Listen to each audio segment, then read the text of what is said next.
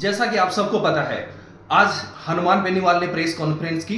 जब हनुमान बेनीवाल ने press conference की तो हमें उम्मीद थी कि हनुमान बेनीवाल राजस्थान के स्वाभिमान को फिर से ऊंचा उठाएंगे और ऐसा कोई फैसला करेंगे जिससे राजस्थान की आवाज ऊपर हो। ऐसा क्यों? क्योंकि आज आरएलपी के कुछ कार्यकर्ताओं ने और उसके बगल में जो एक दुराचारी बैठा था जिसका नाम विकास विदोड़ी है, उसने आज सैकड़ों बहन बेटियों को ऐसे अपशब्द बोले हैं जिनको मैं कैमरे पे बोल भी नहीं सकता।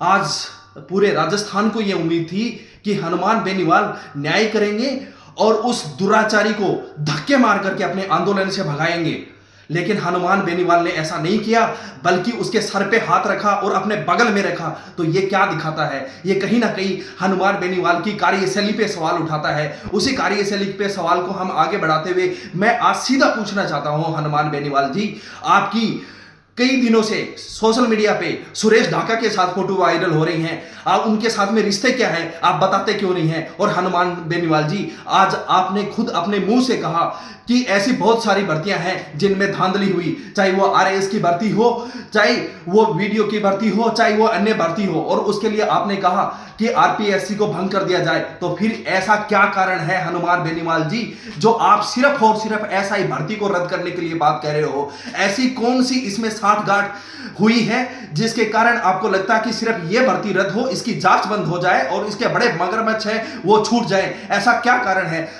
मैं आप सब लोगों को बताना चाहता हूं, मैंने आज तक हनुमान बेनीवाल के मुंह से यह शब्द नहीं सुना है कि पेपर माफियाओं को जेल में भेजो। जो एसआई भर्ती के जो मेन अभियुक्त थे उनको जेल में होना चाहिए। और ऐसा क्यों? क्योंकि जब जांच होगी तभी तो जेल में जाएगा। उसके विपरीत हनुमान बेनीवाल जी जांच बंद करवाना चाह रहे हैं। उसके अलावा कल हमने हनुमान बेनीवाल जी को चेतावनी दी थी कि हनुमान बेनीवाल जी, आप तो ये कहते हैं ना कि अगर योग्यता है तो दोबारा चुन करके आ जाएंगे। आपने वो सवाल क्यों टाल गए कि आप सांसद का इस्तीफा नहीं देंगे? हनुमान बेनीवाल जी, आपने कहा कि मैं राजस्थान का एकमात्र ऐसा नेता हूं जो एयर कंडीशनर से बाहर निकल करके सड़कों पे लड़ रहा हूं। आज कांग्रेस बीजेपी की गोदी में बैठी हुई है, बीजेपी कांग्रेस की गोदी में बैठी हुई है, ऐसा आपने कहा था। लेकिन सच्चाई यह है 2014 में आप बीजेपी की गोदी में बैठ करके सांसद बने थे और 2023 में आप कांग्रेस की गोदी में बैठ करके सांसद बने। हनुमान बेनीवाल जी, आप 2 बार सांसद बने हो, एक बार बीजेपी की गोदी में बैठ करके बने, एक बार कांग्रेस की गोदी में बैठ करके बने।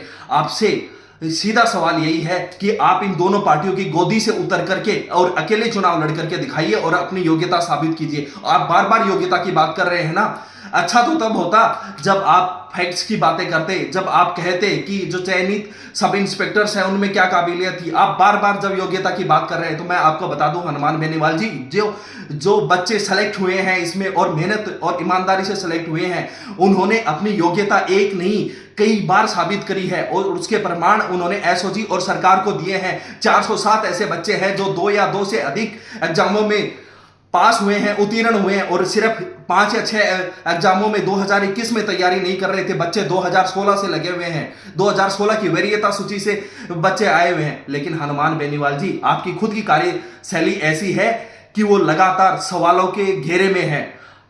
थैंक यू, जय हिंद।